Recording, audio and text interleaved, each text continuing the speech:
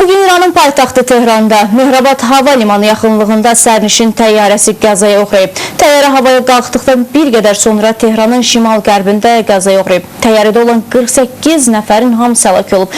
Ölənlərdən 7-sinin uşaq olduğu bildirilir.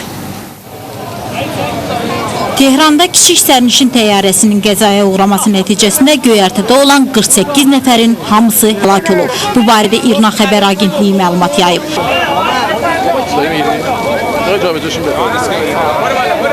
Ölənlərin 9-u ekipaj üzvləri, qalanları isə sərnişin olub. Təyyarənin pilotunun Ukraynalı olduğu bildirilir. Taban hava yollarına məxsus kiçik təyyarə Tehrandan Tabasa uçurmuş.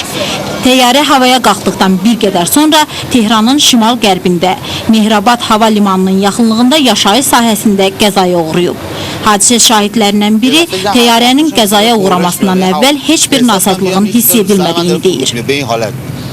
Birdən təyyarəni gördüm. Uğultulu bir səs gəldi. Nəyinsə üzərimə indiyini hiss elədim. Motosikletimi saxlayan kimi yerə yıxıldım. Təyyarə yerə yaxın keçdi. Hər şeyi aydın gördüm. Onun bir qanadı kənara sallanmışdı. Mən oraya yaxınlaşana kimi təyyarə divara çırpıldı və bir neçə partlayış baş verdi. Təyyarə yerə çox yaxın idi. Başımın üzərindən bəlkə də 20 metr aralıda. Qəzaya uğramamışdan əvvəl heç bir tüstü falan yox idi. Yaxşı vəziyyətdə idi.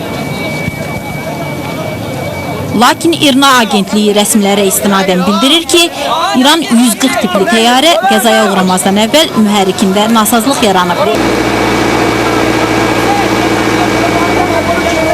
Ukrayna texnologiyası ilə hazırlanan bu iki mühərrikli təyyarələrdən daxili aviareyslər üçün istifadə edilir.